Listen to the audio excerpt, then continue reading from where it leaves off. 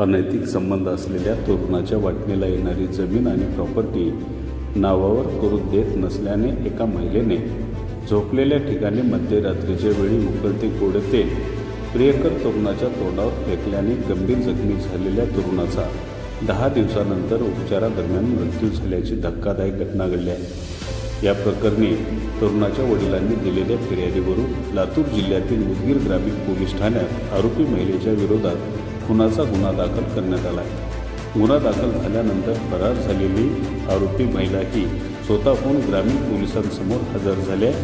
लातूर जिल्ह्यातील उदगीर तालुक्यातल्या नावंदी येथील उद्धव मारुती दही कांबळे या 24 वर्षीय तरुणाच्या गेल्या 4 वर्षापासून गावातीलच वयाने मोठ्या असलेल्या आणि प्रतिमे सोडून दिलेल्या वंदना तुळशीराम मादळे या महिलेसोबत अनैतिक संबंध निर्माण झाले होते।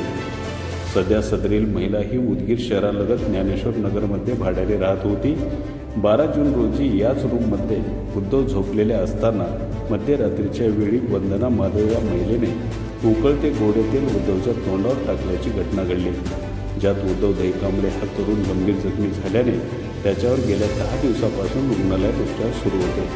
मात्र 22 जून रोजी पहाटे उद्धव दहीकांबळे या 24 वर्षीय तरुणाचा लातूर येथे उपचारादरम्यान मृत्यू झाला। त्यामुळे मयत तरुणाच्या वडिलांनी दिलेल्या फिर्यादीवरून लातूर जिल्ह्यातील उदगीर ग्रामीण पोलीस ठाण्यात आरोपी वंदना तुळशीराम मादळे या महिलेविरोधात खुनाचा गुन्हा दाखल करण्यात आला। पोलिसात गुन्हा दाखल होताच सदरची महिला ही फरार झाली होती।